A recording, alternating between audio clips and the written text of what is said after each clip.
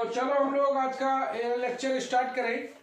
तो पिछला क्लास में हम लोग एक सवाल देखे थे लास्ट में डिफरेंशियल इक्वेशन का, तो उम्मीद करते हैं कि वो सवाल तुम लोग से बन जाएगा। तो क्यों ना इस पर एक हम लोग बनाने के लिए तुम्हें दे दें, पिछला क्लास में शायद नहीं दे पाए थे, तो एक सवाल बनाने के लिए दे देते हैं, तुम लोग उसका कॉपी कर लेना। काका दिया हुआ है, जरा सा एक बार हम लोग हल्का सा तुम लोग बता भी दो हमको। तो चलो एक पहले होम टास्क से शुरू करते हैं, एक होमवर्क से शुरू करते हैं और इसका थोड़ा सा तुम लोग बताना भी। For a two dimensional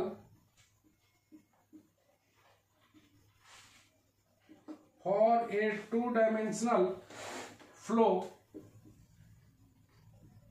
the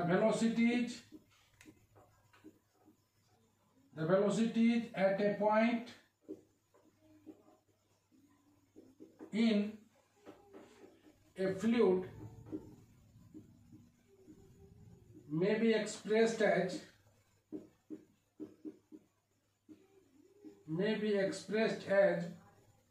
in the Illyrian coordinate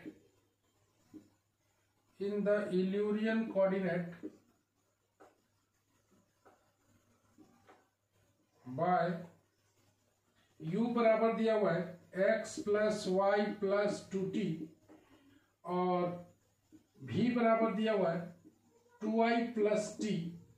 okay, determine the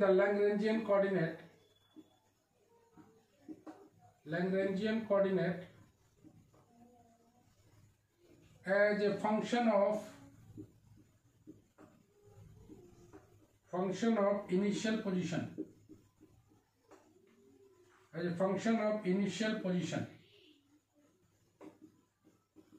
तो चलो तो थोड़ा सा डील करो। तो इसको कौन डील करेगा? रोहित, थोड़ा डील करके बताओ तो क्या क्या दिया हुआ है, क्या करना है। मेरे पास यूलिनियर दिया हुआ कोऑर्डिनेट, मतलब इल्यूरियन कोऑर्डिनेट डिस्क्रिप्शन दिया हुआ है। हाँ, तो यू को हम लोग dy बाई dx करेंगे, dx बाई dt करेंगे और v को dy बाई dt करेंगे। एक मिनट, इंटीग्रेट करके यहाँ पे इल्यूरियन कोऑर्डिनेट का मतलब ही होता है टू डायमेंशन में u और v दिया रहे as a function of x y z t।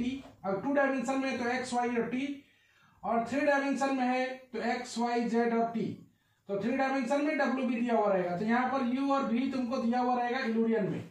तुम्हें बनाना है डिटरमाइन द लैग्रेंजियन कोऑर्डिनेट। चलो आगे बताओ। वहां से dx बाई dt इंटीग्रेट करके x निकाल लेंगे और y निकाल लेंगे, उसका हम इनिशियल कंडीशन लगा देंगे वहां पे। लेकिन dx बाई dt लगाओगे तो ऑपरेटर को चेंज करना होगा, d बाई dt को हम लोग कैपिटल D लिखेंगे। हाँ, ऑपरेटर चेंज करके फिर डिफरेंशियल इक्वेशन आएगा, वहां से हम लोग सॉल्व करेंगे।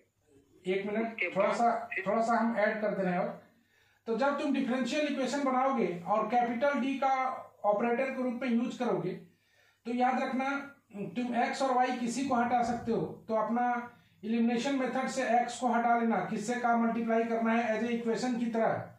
तो y में इक्वेशन मिल जाएगा, डिफरेंशियल इक्वेशन मिल जाएगा, राइट हैंड साइड में t के रूप में रहेगा।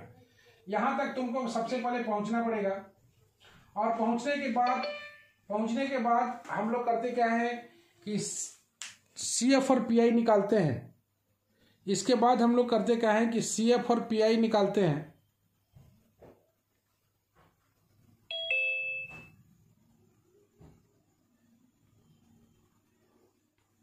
इसके बाद हम लोग CF और PI निकालते हैं, और CF और PI निकालने के बाद हम लोग CF और PI निकाल के हम लोग का y का वैल्यू मिल जाता है, और y के थ्रू से इस कोरस्पॉन्डिंग इक्वेशन से हम लोग x का वैल्यू निकाल लेंगे। लेकिन ये जो रहेगा आर्बिट्री कांस्टेंट के रूप में C1 C2 के रूप में रहेगा। इसको इसीलिए हम दोबारा बता रहे हैं एज ए रिवीजन क्लास के रूप में, तो एज ए C1 और C2 के रूप में रहेगा और t के रूप में रहेगा। तो इनिशियली लोगे x बराबर x नॉट, y बराबर y नॉट और t बराबर t नॉट बराबर 0 लेके C1 और C2 का वैल्यू निकाल लोगे, C1 और C2 का वैल्यू निकाल लोगे, और C1 और C2 का वैल्यू निकाल के उसको x और y में पुट कर दोगे, और फाइनली लैग्रेंजियन कोऑर्डिनेट तो लैग्रेंजियन कोऑर्डिनेट का मतलब होता है एक्स और वाई को x0, y0 और t के रूप में लिखना इन 2 डायमेंशनल केस में। लिखा हुआ है Lagrangian coordinate as a function of initial position. तो एक बार समरी हम लोग एक बार फिर कर लेते हैं, इसको एकदम दिमाग में बैठा लेना है और दिमाग में बैठा के बहुत अधिक दिक्कत नहीं है, तुम केवल कैलकुलेशन तुम्हारा शार्प होना चाहिए, बाकी बात कोई दिक्कत नहीं है। तो जब तुम निकालोगे डिफरेंशियल इक्वेशन में CF और PI तो थोड़ा सा सावधानी पूर्वक निकालना, वहां पर थोड़ा लंबा लंबा इक्वेशन होता है तो थोड़ा सा अच्छा से सॉल्व करना पड़ेगा। तो ये जो y बराबर CF और PI आएगा और CF और PI का वैल्यू डाल के y का करस्पॉन्डिंग वैल्यू को डाल के dy बाई dt का वैल्यू को डाल के हम लोग y निकाल के dy बाई dt भी निकालना पड़ेगा। वहां से फिर हम लोग इक्वेशन में पुट कर लेंगे और x का वैल्यू निकाल लेंगे और x का वैल्यू निकालने के बाद y और x हमें मिल जाएगा in terms of arbitrary constant C1 and C2 and t। Initially x बराबर x0, y बराबर y0 और t बराबर t0 बराबर 0 पुट करके C1 और C2 का वैल्यू निकाल के पुट कर देंगे। फाइनली x और y का जो कोऑर्डिनेट आएगा लैग्रेंजियन कोऑर्डिनेट में x और y जो आएगा in terms of x0, y0 और t। उम्मीद करते हैं इतना लेक्चर से पूरा का पूरा क्लियर हो गया होगा। क्या जी पुष्पराज? हाँ सर, बन जाएगा सर। उम्मीद करें कि ये सवाल तुम लोग से बन जाएगा। हाँ सर। बहुत अच्छा बात कर रहे हो तुम। अगर ऐसा है तो बहुत बढ़िया है, बन जाना चाहिए। तो इसका आंसर लिख दें कि छोड़ दें? आंसर लिख दीजिए सर। चलो आंसर इसका लिख देते हम।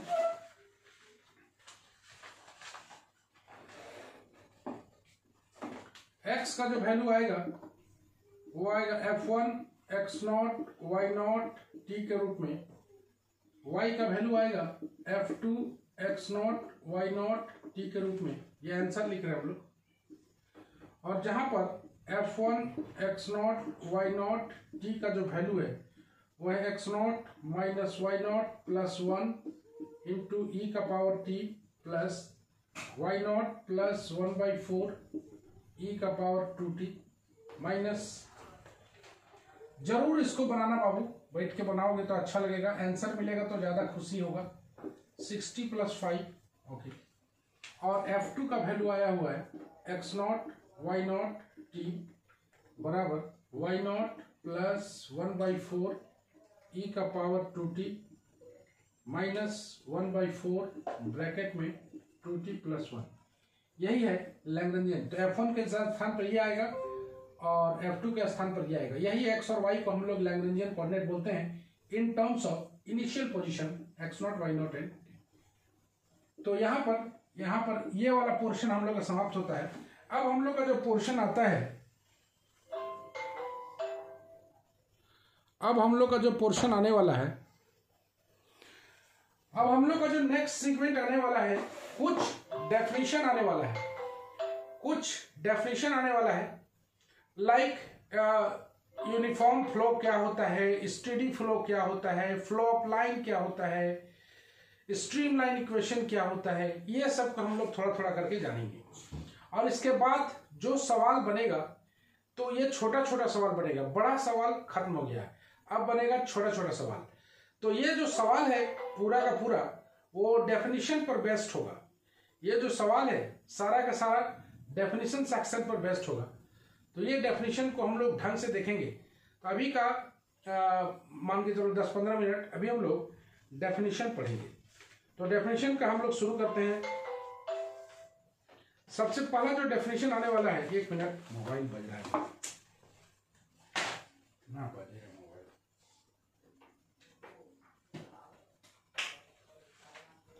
इतना मैसेज आता है, लो पकड़ो अपना मोबाइल, आदमी डिस्टर्ब हो जाएगा, इतना मैसेज आता है।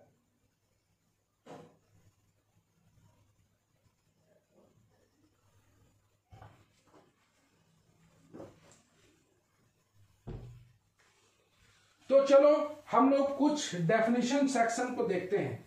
हम लोग क्या क्या पढ़ चुके हैं जरा से इस पर बात कर लें। हम लोग फ्लो ऑफ मोशन में लैग्रेंजियन पढ़े हैं, इल्यूरियन मेथड पढ़े हैं, इन दोनों में क्या क्या सिमिलैरिटी डिसिमिलैरिटी है उसको पढ़े हैं, मतलब दोनों में इंटर रिलेशनशिप पढ़े हैं। और इंटर रिलेशनशिप के दरमियान हमने पढ़ा है लैग्रेंजियन से कैसे इलुरियन में जाएंगे, इलुरियन से कैसे लैग्रेंजियन में जाएंगे, ये सारा स्टडी हम लोग कर चुके हैं। और साथ में एक दो जो लास्ट में सवाल बनाए हैं। मान के चलो पहला वाला सेगमेंट से एक क्वेश्चन रहेगा ही, और जो हम लोग अभी जितना बता रहे हैं क्वेश्चन इसमें फिक्स होता है, बहुत ज्यादा क्वेश्चन नहीं होता है, क्वेश्चन इसमें फिक्स होता है। यह क्वेश्चन है तो यही आएगा, डिजिट बाय डिजिट यही आएगा, कोई अंतर नहीं है, डिजिट बाय डिजिट कोई सब सेम टू सेम रहता है। तो ये क्वेश्चन आ सकता है, अभी जो सवाल बना रहे हैं छोटा छोटा सवाल, उस पर सवाल आ सकता है। और जो सेकंड क्वेश्चन पढ़ेंगे हम लोग वो पढ़ेंगे equation of continuity. Equation of continuity में 2-3 मेथड्स है, वो दोनों तीनों मेथड्स पढ़ेंगे। तो हम लोग शुरू करते हैं डेफिनेशन सेक्शन। तो डेफिनेशन सेक्शन में सबसे पहले आ रहा है steady and unsteady flow.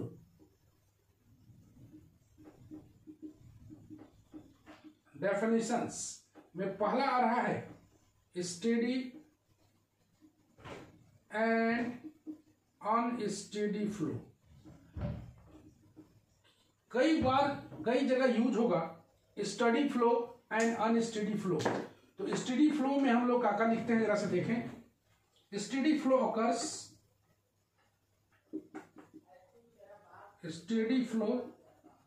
occurs when at various points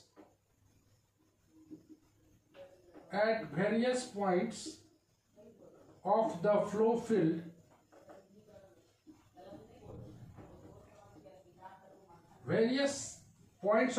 field the conditions and properties associated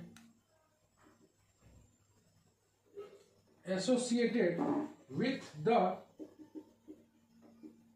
field flow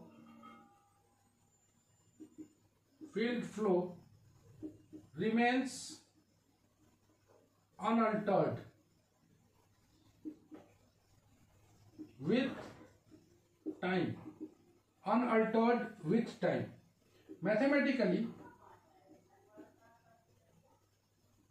Mathematically it can be expressed as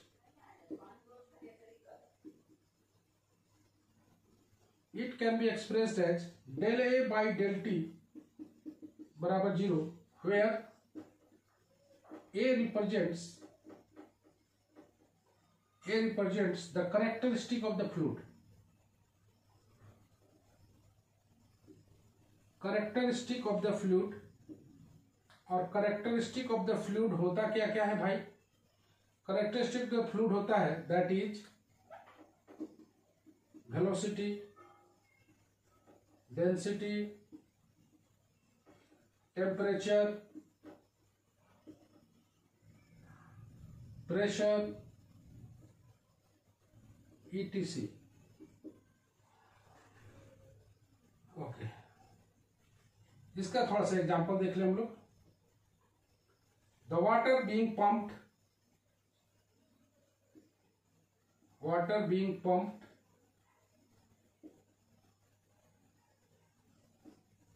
through a fixed system at a constant rate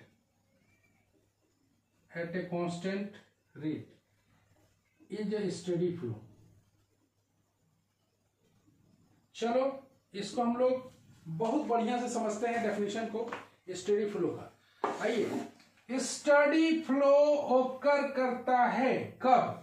When the various point of the flow field, जो various point of the flow field जो space रहता है उसका बहुत सारा point, various point, the condition and properties associated with the fluid flow remains unaltered with time। Time के साथ वो चेंज नहीं करेगा। फिर एक बार देखो, स्टडी फ्लो ओकर करता है जब फ्लो फील्ड का various points the condition and property associated with the flow remains unaltered with time. मतलब जितना भी कंडीशन और प्रॉपर्टीज होता है, कंडीशन और प्रॉपर्टीज होता है associated with flow field is unaltered with time, then the flow is called steady flow. Mathematically it can be expressed as del a by del t बराबर 0। अगर ये अनअल्टर्ड है मतलब कांस्टेंट है, मतलब उसका डिफरेंशिएशन कितना हो जाएगा 0। ए जब कांस्टेंट हो जाएगा तो उसका डेरिवेटिव कितना हो जाएगा 0। पार्शियली इसीलिए लगा हुआ है कि बहुत सारा कंडीशन, बहुत सारा प्रॉपर्टीज इसमें लागू है। जहां पर ए रिप्रेजेंट कर रहा है कैरेक्टरिस्टिक ऑफ द फ्लूइड को, ए रिप्रेजेंट कर रहा है कैरेक्टरिस्टिक ऑफ द फ्लूइड, ये चेंज नहीं करेगा विथ टाइम, टाइम के साथ चेंज नहीं करेगा, मतलब कांस्टेंट होगा, मतलब उसका डेरिवेटिव 0 होगा। क्या क्या होता है characteristic of the fluid? Velocity, density, temperature, pressure इत्यादि। Water being pumped through a fix system, water को अगर फिक्स सिस्टम से हम लोग पंप करें एट ए कांस्टेंट रेट तो वो कहलाता है steady flow.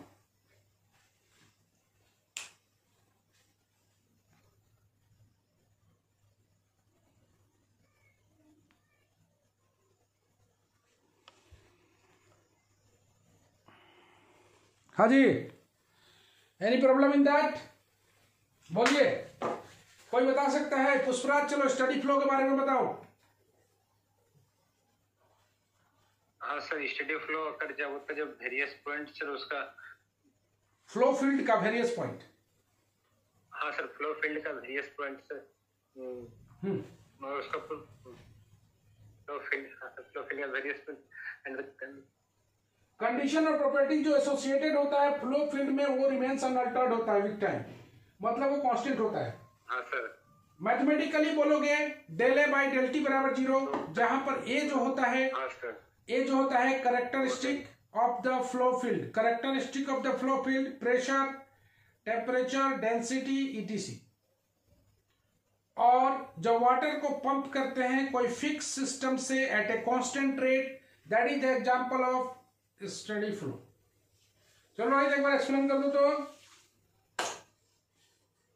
Steady flow occurs होता है जब फ्लो फील्ड के वेरियस पॉइंट का जो प्रॉपर्टीज और कंडीशन एसोसिएटेड होता है, जैसे कि velocity, temperature and dot dot, वो अनचेंज्ड रहता है टाइम के साथ। टाइम के तो साथ हम लोग उसको स्टेडी फ्लो बोलते हैं। ओके। और एग्जांपल में बोलोगे कि water is pumped through a fix system at a constant rate, that is the example of steady flow.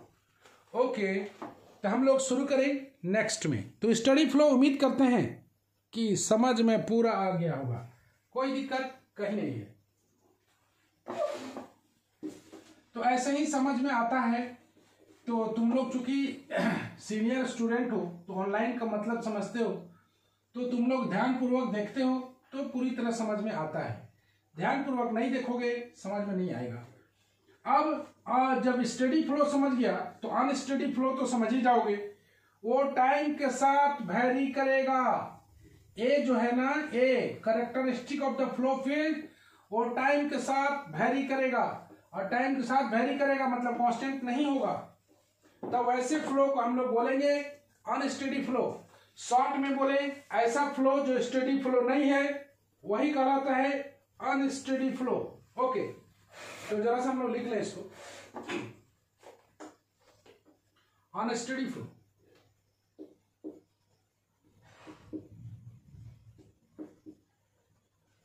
Okay, the flow is said to be unsteady when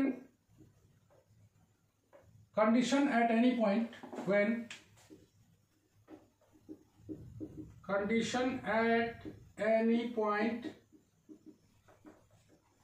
change with respect to time. Water example में देखो, water being pumped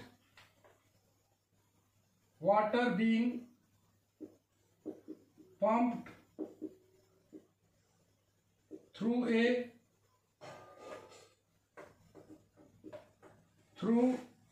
a fixed system at increasing rate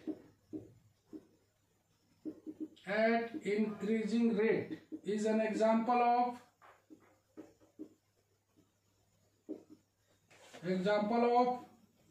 क्या बोलेंगे, unsteady flow.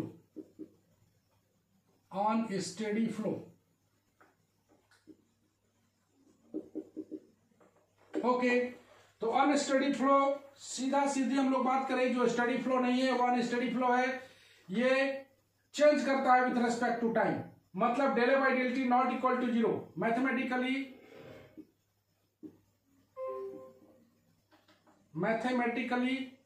Del by del t not equal to zero, जहां पर ए क्या बता रहा है, ए इज द, क्या बोलता है, ए क्या है, A is the characteristic of the fluid,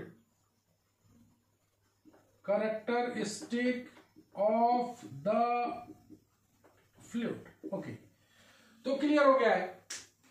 हम लोग बढ़े आगे, नेक्स्ट आता है हम लोग का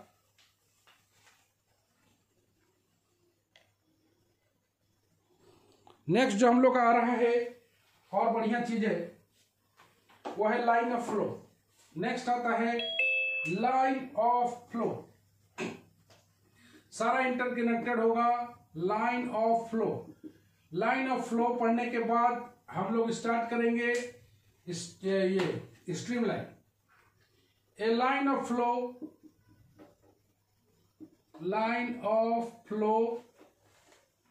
इज ए लाइन, वो भी एक लाइन होता है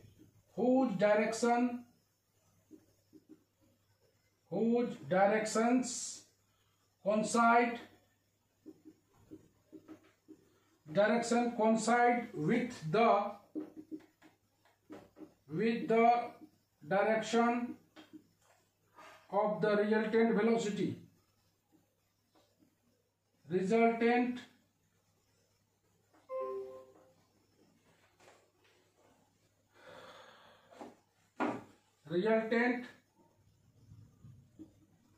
velocity of the fluid।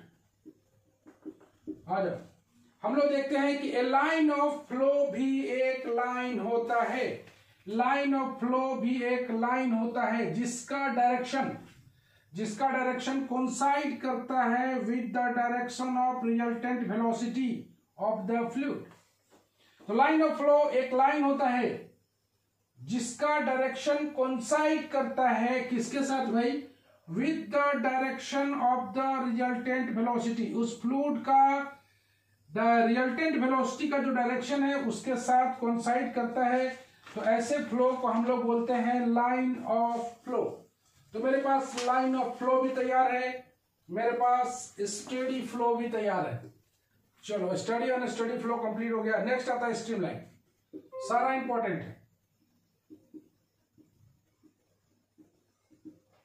Streamline is a very very important concept. यहां से हम लोग का सवाल भी निकलेगा, यहां से कुछ फार्मूला निकालेंगे हम लोग जिससे हम लोग सवाल को बना पाएंगे। स्ट्रीमलाइन, तो हम लोग लिखते हैं पहले, a streamline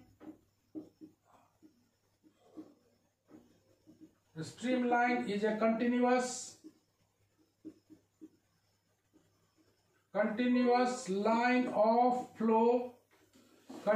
line of flow drawn in the fluid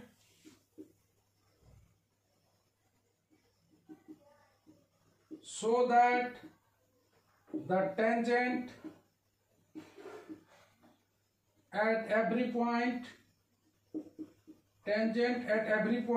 in the direction of the fluid velocity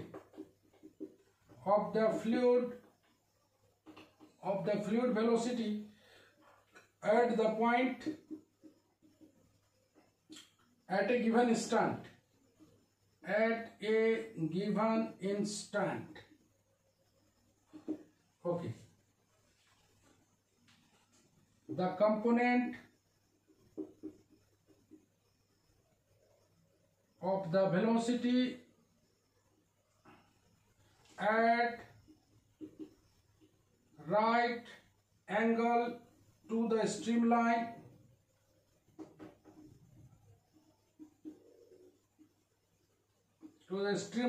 is always 0.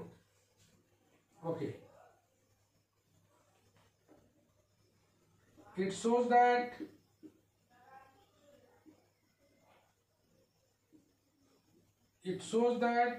there is no flow across the streamline.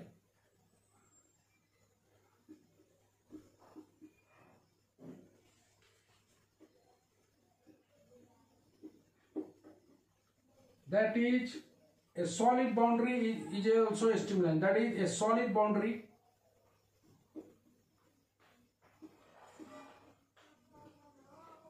Solid boundary is also a streamline. तो streamline का हम लोग को figure भी बनाना है, तो थोड़ा सा हम लोग इसको और अच्छी तरह समझ लेते हैं, इसके बाद बढ़ेंगे आगे। ये बोलना चाह रहा है streamline is a continuous line of flow. Streamline क्या होता है भाई? एक कंटिन्यूअस लाइन ऑफ फ्लो होता है ड्रॉन इन द फ्लूइड, जिसमें ड्रॉ किया जाता है फ्लूइड के अंदर। सो दैट ऐसे ड्रॉ किया जाता है कि tangent at every point in the direction of fluid velocity at the point at a given state. मतलब स्ट्रीमलाइन एक ऐसा कंटिन्यूअस लाइन ऑफ फ्लो है, तुम देख रहा है यहां पर लाइन ऑफ फ्लो आया है। स्ट्रीमलाइन एक ऐसा कंटिन्यूअस लाइन ऑफ फ्लो है जो ड्रॉ होता है इन द फ्लूइड, जो कि फ्लूइड के अंदर ड्रॉ होता है। इस तरह ड्रॉ होता है कि tangent at every point in the direction, tangent at every point in the direction of fluid. तो उसका जो टेंजेंट होता है वो डायरेक्शन ऑफ फ्लूइड की ओर होता है। टेंजेंट जो होता है डायरेक्शन ऑफ फ्लूइड की ओर होता है, fluid velocity at the point at a given instant, किसी पर्टिकुलर टाइम में, किसी पॉइंट में और किसी पर्टिकुलर टाइम में। The component of the velocity at right angle to the streamline is always 0। जो कंपोनेंट होता है वेलोसिटी का at right angle to the streamline is always 0। It shows that there is no flow across the streamline. तो streamline के अंदर कोई flow नहीं होता। It shows that there is no flow across the streamline. Streamline से cross करते हुए कोई फ्लो नहीं होता, no flow. That is a solid boundary is also streamline. इसके बारे में बाद में बात करेंगे, पहले हम लोग इतना ही जान लें कि फिर एक बार स्ट्रीमलाइन एक ऐसा कंटिन्यूअस लाइन ऑफ फ्लो होता है जो ड्रॉ होता है फ्लूइड में, जो ड्रॉ होता है फ्लूइड में। इस तरह से ड्रॉ होता है कि उसके हर एक पॉइंट पर अगर हम लोग टेंजेंट ड्रॉ करें तो वो direction of the fluid velocity होगा। Direction of the fluid velocity कब? किसी पॉइंट पर और किसी टाइम पर। ओके, इसको बोलते हैं हम लोग स्ट्रीमलाइन। इसका थोड़ा सा डेरिवेशन भी चाहिए।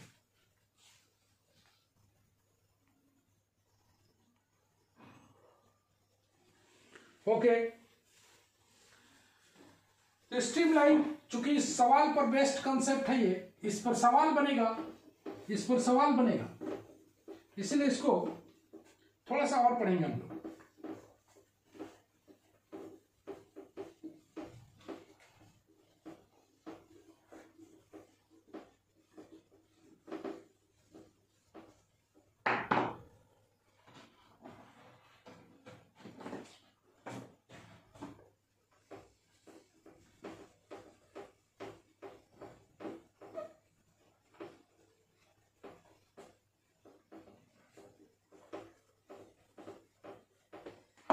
ओके, एक हम लोग फिगर बनाते हैं। इस तरह का फिगर है, यहां पर P है, T टाइम पर पहुंचा हुआ है, यहां पर इसका जो वेलोसिटी है वो Q है, और DS ये स्ट्रीमलाइन है। Okay,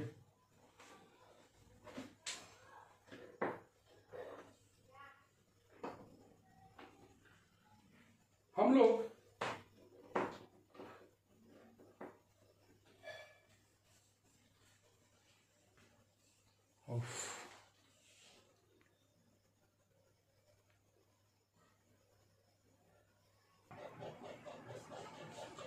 Okay, consider ds be the element of the streamline. Consider ds be the element of the streamline. Okay, passing through any point P, passing through any point P R at certain time, at certain time. Let Q be the velocity vector at any point at same time. Since direction of ds is same as that of q, इसीलिए दोनों parallel होगा. That is ds parallel to q. This implies ds cross q बराबर 0. तुम समझ रहे हो, parallel है मतलब दोनों का क्रॉस प्रोडक्ट 0 होगा. ds का मतलब निकल जाता है i dx plus j dy plus k dz. Cross q का वैल्यू निकालोगे तो ये आएगा iu plus jv plus kw बराबर 0. और इसको अगर हम लोग सॉल्व करें क्रॉस प्रोडक्ट को, किसी भी तरह सॉल्व करो, i j k dx dy dz u v w बराबर 0. इसको अगर सॉल्व करते हैं हम लोग तो आ जाएगा w dy minus v dz i u dz minus w dx into j, वही ना, j में कितना आएगा u dz minus w dx plus k v dx minus u dy बराबर 0. यहाँ से हम लोग अगर सारा को k भी है, यहाँ से हम लोग अगर 0 करें तो इक्वेशन जो मिलेगा w dy minus v dz, यहाँ से अगर तुम 3 इक्वेशन मिलेगा बराबर 0, u dz minus w dx बराबर 0, v dx minus u dy बराबर 0. इसको अगर तुम सॉल्व करोगे तो फाइनली आएगा, तुम देख पा रहे हो कि आ जाएगा dy w बराबर v dz. यहाँ से आ जाएगा dy बाई v बराबर dz बाई w. यहाँ पर आ जाएगा u dz बराबर w dx. यहाँ पर आ जाएगा dz बाई w बराबर dx बाई u. यहाँ पर आ जाएगा v dx बराबर u dy. यहाँ से आ जाएगा dx बाई u बराबर dy by v. Combining these three आ जाएगा dx by u dy by v बराबर dz बाई w. यही कहलाता है स्ट्रीम लाइन का equation. Is known as differential equation for the streamline, where u v w are function of x y z t.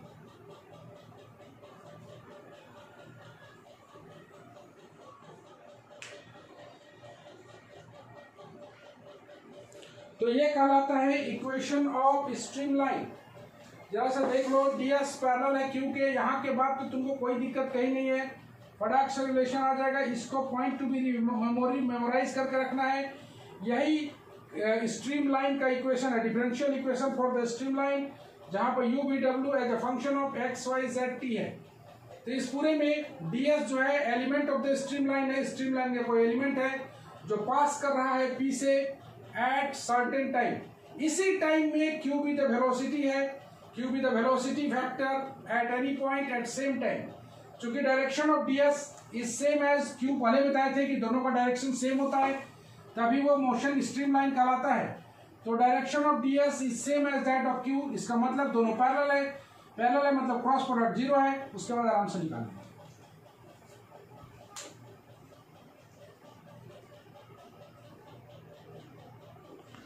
तो no problem, ठीक है। हम लोग बढ़े आगे, राखी बढ़े, ठीक ठाक। Yes sir. तो स्ट्रीमलाइन में नो प्रॉब्लम है, दोनों का डायरेक्शन सेम होता है इसीलिए दोनों पैरेलल होता है। तो स्ट्रीमलाइन का इक्वेशन को दिमाग में रखना है, dx by you dy by v dz by w, जहां पर u भी w क्या है भाई, तो function of x y z और t है। तो ऐसे ही इसी को हम लोग डायरेक्ट यूज करेंगे सवाल के अंदर, डायरेक्ट यूज करेंगे सवाल के अंदर इसको। थोड़ा सा और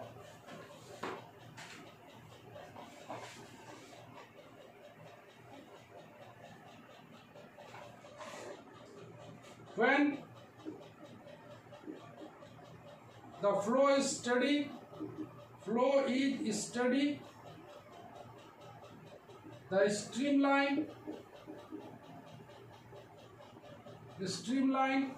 have the same form at all times.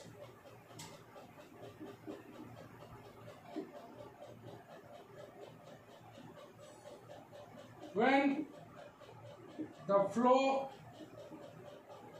is unsteady, the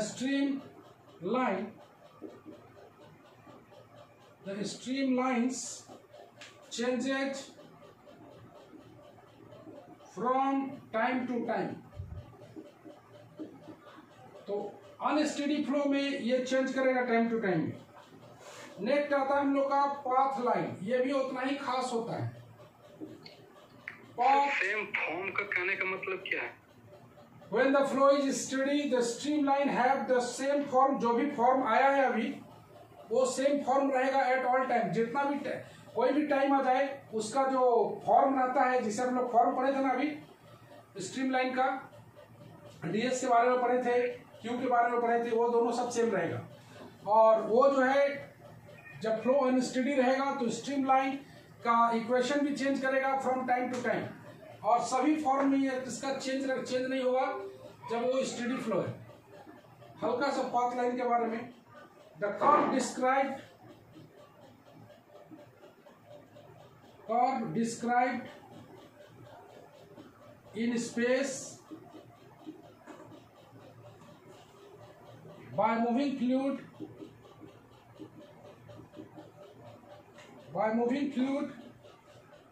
element is known as its trajectory or path line. Such a line is obtained by giving the position of the element as a function of time.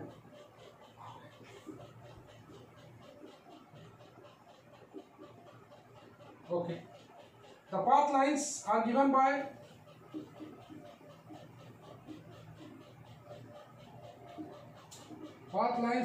by q बराबर dr by dt. Path line है given by q बराबर dr by dt in Cartesian coordinate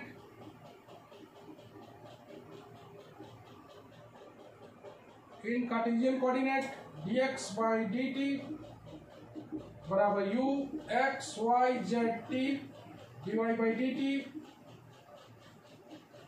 v x y z t dz by dt vx w wx y z t. Okay.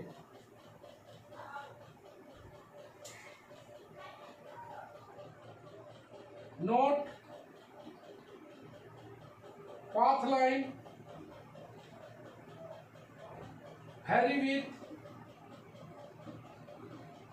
vary with each fluid particle. Okay. तो हम लोग देख लेते हैं थोड़ा सा। The curve describe in space, मतलब space का मतलब फ्लूइड स्पेस है। द कर्व डिस्क्राइब किया जाता है स्पेस में बाय मूविंग फ्लूइड एलिमेंट। जो moving fluid element curve describe करता है उसी को हम लोग बोलते हैं ट्रैजेक्टरी और पाथ लाइन। ट्रैजेक्टरी में बोलते हैं, पाथ लाइन में बोलते हैं। Such a line is obtain by giving the position of an element as a function of time. ये लाइन ऑब्टेन होता है by giving the position of element as a function of time. Position of element को time के साथ express किया जाता है। तो पाथ लाइन को हम लोग बोलते हैं q बराबर D R by d T. Point to be remembered in Cartesian coordinate dx by d T. u होता है, u का मतलब x y z t समझना, dy by d T, v का मतलब x y z t समझना, उसी तरह dz by d t. Path line vary करता है विद ईच फ्लूइड पार्टिकल।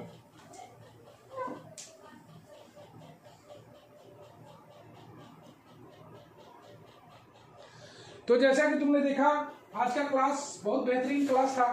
सारा डेफिनेशन सेक्शन हुआ। अगले क्लास में हम लोग प्रॉब्लम सेक्शन पर डिस्कस करेंगे, जो कि कल 11 बजे होगा अपने टाइम पर। कल 11 बजे अपने टाइम पर, संडे है कल, अपने टाइम पर जारी रहेगा हाइड्रोडायनेमिक्स। चलो bye bye, good night, see you again. Good night sir. Good night.